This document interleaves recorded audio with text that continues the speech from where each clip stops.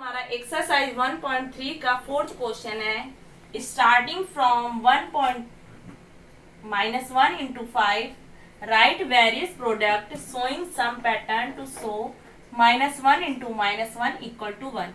इसका मतलब यह है कि हमको स्टार्टिंग करना है -1 into 5 से और इसी के प्रोडक्ट भी लिखना है। तो इसी का प्रोडक्ट क्या हो जाएगा, -1 into 5, -1 into 4, -1 into 3, -1 into 2, -1 into 1, -1 into 0। अब हमको इसको सॉल्व करके इसी पैटर्न से सॉल्व करते जाना है और हमको ये शो करना है कि -1 into -1 इक्वल टू 1 होता है। तो हम इसको सॉल्व कर देते हैं।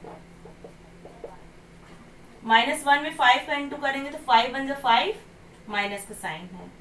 4 1 जा 4, माइनस 3 1 जा 3, माइनस 2 1 जा 2, माइनस 1 1 जा 1, माइनस 0 को हम किसी भी नंबर से मल्टीप्लाई करेंगे तो हमारा आंसर 0 आएगा। ना तो यहाँ माइनस का चिन्ह लगाएंगे, ना ही हम प्लस का चिन्ह लगाएंगे। क्यों? क्योंकि 0 हमारा पॉजिटिव इंटीजर्स भी है और निगेटिव इंटीजर्स भी है। अब इसके आगे फिर से हम सॉल्व कर लेते हैं। -5 को हम -5 ही कर सकते हैं। -4 के लिए हम क्या कर सकते हैं लाने के लिए, -4 यदि हम -5 + 1 करेंगे, इसको सॉल्व करके आप देखेंगे तो आएगा -4 ही। इसी तरीके से -4 + 1 करेंगे तो हमारा आंसर आएगा -3। -3 + 1 हम करेंगे तो हमारा आंसर आएगा -2। -1 के लिए हम -2 + 1 करेंगे तो हमारा आंसर आ जाएगा -1। 0 के लिए हम -1 + 1 में करेंगे तो हमारा आंसर 0 आ जाएगा। अब ये पैटर्न हमने लगा लिया। आप इसको सॉल्व भी कर सकते हैं। इसका मतलब ये है कि -4 की जगह हम -5 + 1 भी कर सकते हैं, तब भी हमारा इक्वल आएगा। -4 इक्वल टू -5 + 1, मतलब यदि हम इसको सॉल्व करेंगे तो ये इसी के बराबर आएगा। इसी तरीके से इन नंबरों को भी यदि हम सॉल्व करेंगे तो ये इनके इक्वल आएंगे।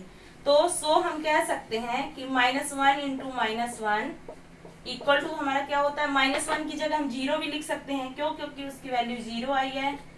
माइनस माइनस प्लस होता है, +1, 1 का इंटू हम 1 से ही करेंगे तो 1 आएगा। तो 0 + 1 हमारा क्या हो जाएगा, 1 हो जाएगा। यही हमको शो करना था कि -1 into -1 इक्वल टू हमारा क्या होता है। तो -1 into -1 इक्वल टू हमारा 1 होता है। यही है हमारा आंसर। हेलो स्टूडेंट्स, अब हमारा 1.3 का 5 नंबर क्वेश्चन है, फाइंड द प्रोडक्ट। तो जो भी क्वेश्चन लिखे हैं हमको इसको सॉल्व करना है। तो इस टाइप के क्वेश्चन सॉल्व करने के लिए हमें BODMAS के रूल्स को जानना जरूरी है। तो BODMAS का रूल क्या कहते हैं, bracket of division, multiplication, addition and subtraction. मतलब कि जो भी हम क्वेश्चन सॉल्व कर रहे हैं हमको इसमें इस टाइप के क्वेश्चन में BODMAS का रूल लगाना है। तो हमारा क्वेश्चन क्या बोला, ब्रैकेट। तो जो भी ब्रैकेट है उनको सॉल्व करना है। तो ब्रैकेट में जब 2 नंबर होंगे तब हम उसको सॉल्व करेंगे। यहाँ पे एक एक ही नंबर दिए हुए हैं। फिर क्या बोला, डिवीजन। तो डिवीजन यहाँ पे हमारा कहीं पे भी नहीं है। डिवीजन मीन्स होता है डिवाइड, तो यहाँ पे डिवाइड हमारा नहीं दिया हुआ है। फिर क्या बोल रहा है, मल्टीप्लीकेशन। तो यहाँ पे 2 है मल्टीप्लीकेशन। तो सबसे पहले हम मल्टीप्लीकेशन सॉल्व कर लेते हैं। तो 26 into -48 हमारा आ जाएगा। 26 में जब हम 48 को मल्टीप्लाई करेंगे तो हमारा आ जाएगा 1248। आप इसको मल्टीप्लाई करके देख सकते हैं। अब यहाँ पे माइनस का साइन लगा हुआ है, माइनस माइनस प्लस माइनस। अब हम प्लस करेंगे यहाँ पे। अब यहाँ पे दूसरा वाला भी मल्टीप्लीकेशन कर लेंगे। 48 into 36 हमारा आ जाएगा 1728। माइनस माइनस हमारा होता है प्लस, इसलिए हम यहाँ पे साइन नहीं लगा रहे हैं। अब यहाँ पे क्या हो जाएगा, माइनस प्लस माइनस।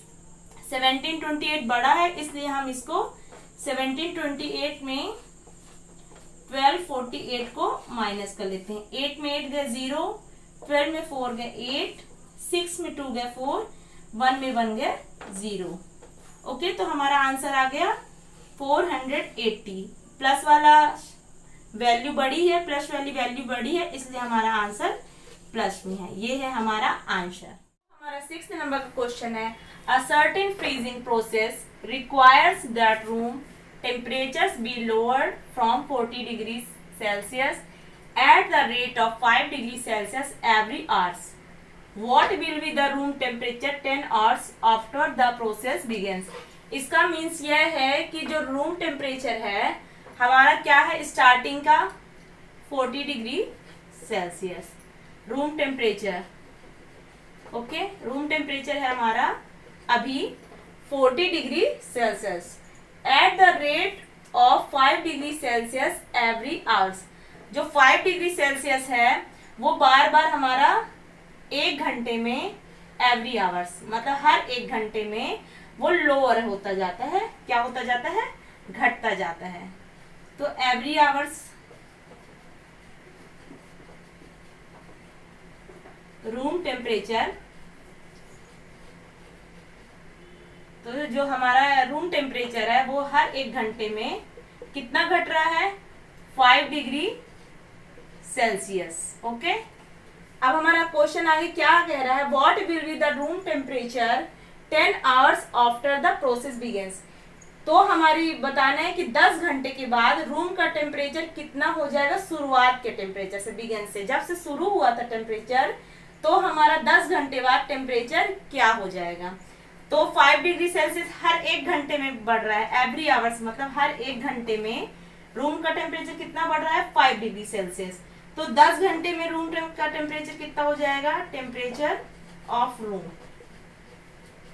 हम 5 को मल्टीप्लाई 10 से कर देंगे तो हमारा कितना टेम्परेचर घट गया, हो जाएगा टोटल 10 घंटे में हमारा टेम्परेचर हो जाएगा 50 डिग्री सेल्सियस। इसका मीन्स यह है कि 1 घंटे में रूम का टेम्परेचर 5 डिग्री सेल्सियस हमने घटाया, तो 10 घंटे में हमने रूम का टेम्परेचर कितना घटा दिया, 50 डिग्री सेल्सियस। अब पूछ रहा है कि आफ्टर द प्रोसेस बिगिंस, तो जो 40 डिग्री सेल्सियस शुरुआत में था, तो अब मतलब कमरे का तापमान, रूम का टेम्परेचर कितना हो गया, तो हम क्या कर देंगे, माइनस कर देंगे। तो 40 डिग्री सेल्सियस पहले था, अब माइनस 50 डिग्री सेल्सियस। तो ये हमारा क्या आ जाएगा, 50 में 40 माइनस करेंगे तो 10 डिग्री सेल्सियस, और माइनस 50 बड़ा है 40 से और माइनस के साइन पे है, तो माइनस 10 डिग्री सेल्सियस हो जाएगा हमारा आंसर। 1.3 का 7th क्वेश्चन है, इन अ क्लास टेस्ट, एक क्लास टेस्ट हुआ जिसमें कंटेनिंग 10 क्वेश्चन। कितने क्वेश्चन पूछेगा, 10 क्वेश्चन। 5 मार्क्स राइट क्वेश्चन के लिए awarded for every correct answer. जो भी हमारे करेक्ट आंसर है उसके लिए 5 मार्क्स, और जो भी हमारे इनकरेक्ट आंसर है -2 marks are awarded for every incorrect answer. जो भी हमारे गलत आंसर है उसके लिए, इनकरेक्ट आंसर के लिए -2 एंड 0 फॉर क्वेश्चन नॉट, और जो भी क्वेश्चन अटेम्प्ट नहीं किया गया है तो उसके लिए हमें मिले 0 मार्क्स। तो अब हम क्वेश्चन फर्स्ट देख लेते हैं। अब इसको आपको ध्यान में रखकर ये क्वेश्चन को सॉल्व करने, 3 क्वेश्चन लिए हैं 1 2 3, इन तीनों क्वेश्चन को इसके अकॉर्डिंग हमें सॉल्व करना है। तो पहला क्वेश्चन है हमारा, मोहन गेट्स 4 करेक्ट। मोहन ने 4 आंसर सही किए। मोहन ने कितने आंसर सही किए, 4। तो 4, यदि इस करेक्ट आंसर के लिए कितने मार्क्स मिलते हैं, 5। 4 आंसर सही किए तो कितने मिल गए, 20। एंड 6 इनकरेक्ट, और इनकरेक्ट कितने किए, 6, और 6 इनकरेक्ट किए, इसलिए इनकरेक्ट आंसर के लिए कितने मिले नंबर, -2। तो क्या हो गया हमारा, 6 2 जा 12, और ये हुआ हमारा माइनस। तो टोटल कितने मोहन ने अटेम्प्ट किए, तो उसका स्कोर कितना है, व्हाट इज हिज स्कोर। तो टोटल स्कोर हो गया मोहन का 20 - 12 कितना हो गया, 8। तो मोहन ने 20 में 12 माइनस किए तो 8 नंबर स्कोर किए। 4 क्वेश्चन उसने करेक्ट किए जिसके लिए उसे 5 मार्क्स एक क्वेश्चन के लिए मिले, तो 4 क्वेश्चन के लिए 20 मार्क्स मिले, और 6 इनकरेक्ट किए, मतलब 10 क्वेश्चन में 4 सही किए 6 गलत किए। तो सही के लिए 5 मार्क्स एक क्वेश्चन के लिए, तो 4 क्वेश्चन किए तो 20 नंबर, और इनकरेक्ट के लिए -2, तो 6 क्वेश्चन उसने गलत किए, तो -2 पे कितना आ गया, -12। तो टोटल स्कोर कितना है, 20 - 12 = 8। अब सेकेंड हम देख लेते हैं, रेशमा गेट्स 5 करेक्ट।